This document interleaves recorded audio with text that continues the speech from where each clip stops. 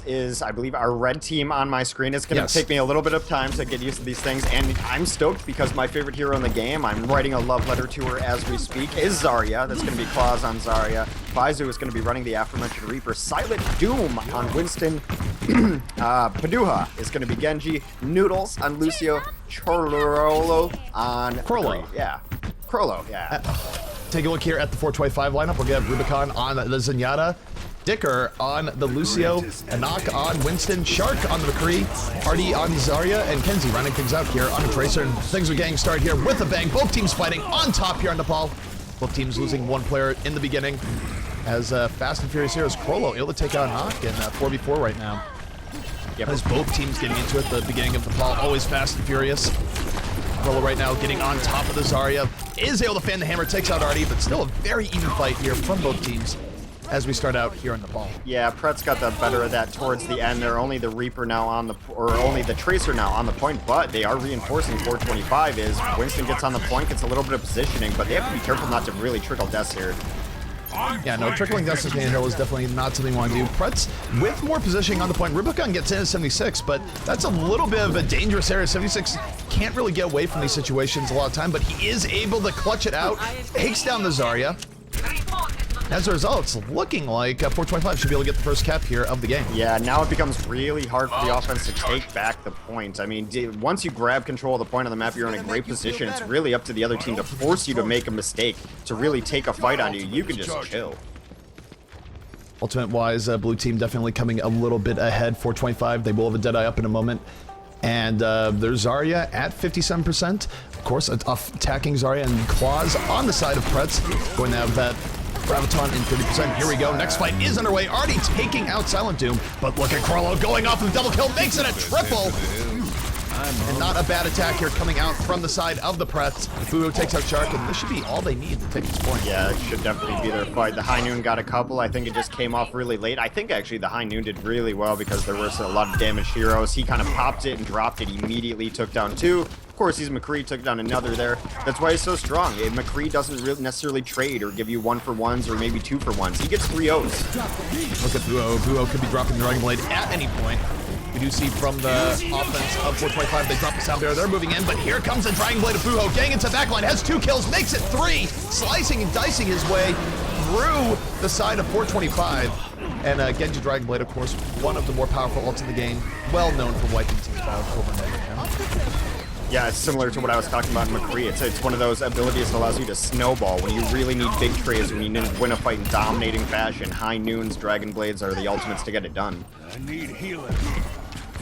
Thus far, looking at here, Prets still able to hold on to the point. Still relatively even on capture between both teams. Prets now just going over 425 for the first time in the game, and 425 still with about maybe 2 big team fights left in them to retake this. And here they go, charging right in off Winston, but here comes Crollo in the back with the Deadeye, able to take out the Tracer, and Faizu combines with the Graviton Surge, lands a big Pulse Bomb, and as a result, that's a triple kill. I was just looking at it. I'm like, oh, Graviton's up. What do they have to combo? I saw the Pulse Bomb. I'm like, that could be so money, and they absolutely hit it. Great job there. There is going to be the potential for that combo coming back their way, though, as both those abilities are up to the other team. Graviton here coming out from the side of 425. That's going to suck 3 people in for Prets. They don't have as much follow-up as they'd like, but still Rubicon in the back, slowly bringing them down, gets a double kill, looking for more, will take out the Zarya, and 425 coming right back in force. And this should be a cap for them, and now, if they can hold for about 2 to 3 team fights, they will take this away from the Prets. Yeah, it kind of shows you that you don't necessarily have to get the huge follow-up. The combos and the ultimates don't mean everything in a fight. What that ultimate did is it grabbed their tank out of the fight, which allowed the Soldier 76 to just pick away at the bottom. Any sort of ultimate is just going to distract at the very least, put them in a weird position, and that's how they won the fight. And here we go, the offense of Prets getting in there. Shark, though, with a very quick pick-off. Right now, 5v5 between both teams, but very even. Claws going in, fully charged up as Zarya, now chasing down the Lucio, going to get that pick, moving for more. And this is one of the real dangers of Zarya. She gets charged up, she can absolutely melt people in your backline. Claws still at full. on top of the point now, is going to have to back out a bit, as both teams still struggling for position here on point A. Should have kept your head. Yeah, Klaus does eventually get picked up, though, but he did so much damage, he might even have a Graviton up if they can just, you know, get on this point. They need to flip the point back, so that Graviton's going to be pivotal in doing so, and to combo with that, they are going to have a Dragon Blade up, too. So some good ults coming back for them to the need to flip the point. Yeah, I mean, for having to take the point here, this is a good position to be in. Buho going to pull up that Dragon Blade right now, going in over the top, slicing, dicing, not getting as much as he wants just yet. Wasn't a bad approach, but just sort of got away from him. He will be taking out the 76, but gets taken out of turn. And Kenzie really coming in the clutch right now for 425. 2 kills so far on this fight, looking for more. Will help take out the enemy Tracer. And as a result, a full hold there from 425 at the end. And as a result, they're up 1-0 over the Prets. Yeah, I think you might see more Tracer today, not only because of the 1 hero limit, which you would see more Tracer in anyway, but she's really good against teams that necessarily aren't, like, super coordinated. Not to say anything about these two teams in particular, I don't have a ton of knowledge about them, but I think in, you know, some of the teams that are just coming up aren't going to be as coordinated. They're not going to be able to really lock down a Tracer, and she can get in and out, get a lot of damage done. She did a lot of work on that last set. Yep, Kenzie, Rubicon, and Shark really being the triple DPS core for 425, helping them get over the Prets, but it was a very close round 1. We'll see just what happens here on round 2. Yeah, we're entering definitely a much higher damage meta. 3 and 4 DPSs are not uncommon. And here we go. This is the interesting part about this stage in the Paul. Teams oftentimes will sort of dance around the middle, not really full engaging for a while. You'll see them just rotate over and over again. Neither team really wanting to expose themselves to the danger of being the middle. Both teams looking for a big engagement point, and here comes Kenzie over the back. Looking again, Crollo has to dodge out of the flashbang, does it beautifully. Comes very close to taking him out, but still very mindful of all the splash damage coming out, not going in fully just yet. And meanwhile, while this is happening in the back, we see that 425 was able to get first control of the center point. I really like what Anox doing on his Winston. He's not necessarily jumping all the way in, but he's jumping up and then at least threatening the fact that he's going to be there. So looking at the Prets able to get 2 kills on the center point, punishing 425 a little bit for taking it first, as now they're getting on top of the point. Pearl, the McCree support in the back, is able to take out the Lucio. And nothing too flashy here coming out from the side of the Prets, but they are going to retake control of the center point. Yeah, now we are entering the ultimate phase of the game. If Blue wants to take this back, it's probably going to start with a sound barrier, but I think they'd be smart to actually just poke for a little bit longer here. You don't want to only sound barrier, and you're also going to be going into another sound barrier. You need more tools in your kit, I think. Ooh, all right, now holding on to the Dragon Blade. Will be popping it here in just a moment as the team fight goes on. Dragon Blade sound barrier, one of the more powerful combos in the game. Crollo setting the tone, taking out Kenzie immediately, and here comes the Dragon Blade from Buho, going in with the Graviton Surge. Helps get 1 kill, looking for more in the back. Rubicon able to stay alive. Jukes a Genji at least for a little bit until finally the Dragon Blade lands on target. Just didn't have anything to really work with there. They didn't even pop their sound barrier there, which is actually nice because now they have ultimates in their kit to work with. They are going to be going into a defensive sound barrier, but you see it, you saw that's how the fight ended up turning. That High Noon came off of the ledge, killed 2, and that's really solidified it. Speed boost Deadeye likely be a thing here. Shark going in, gets a quick kill on Faizu. Looking for Buho, not able to land those left clicks. Backing up is under a lot of duress and claws. Going to be able to take him out. Not quite the McCree opening Shark was looking for, but defense here from Prets holding relatively strong as Kenzie in the back, able to get a double kill. Might be what they need to change the tone of this fight entirely. 3 kills now for 425. Was looking pretty bad for them, now turning in their favor as Artie fishes things out with a double kill.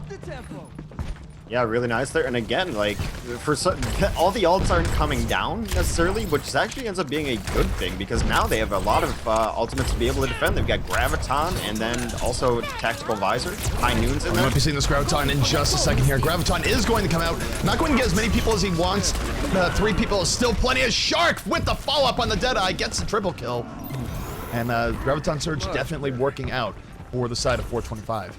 Yeah, they're very far up here. I mean, a couple of the heroes that can be very far up without any consequence are this Tracer and the Zarya. I'd actually like to see them doing a little more in concert. Shield this Tracer, let her dive really deep in and take some damage just to rewind. It helps your Zarya. Here comes Junkrat Tire coming in from the Prets. Trying the combo here with the Graviton, and it's huge! A quad kill from Faizu sets the tone. That's not a combo you see all that often, but what effectiveness coming out. And I gotta say, there's one thing we haven't really touched on here in this game on both sides. Where are the mercies? We have had a significant lack of heroes never dying. Heroes are definitely dying. This is why I love Zarya so much. She is everything. She does everything, and she fits in any comp. You want follow-up? It can be a Reinhardt, it can be a Winston, it can be ultimates, it's anything. Those grabs on Surge is the best. Well, 425 not wasting much time getting into the fray. Buho, though, with the Dragon Blade in the back, looking for 76, trying to cut through the sound barrier. Not able to get that first kill yet, getting juked around, and Rubicon giving him the runaround, gets the kill. As both teams now down a few players, but the Prets starting to get muscled out here by the offense of 425. 425 is able to retake this. This might be all they need to win the match. They only need another 10%. Kenzie on the noodles, makes it a double kill. Kenzie coming in the clutch.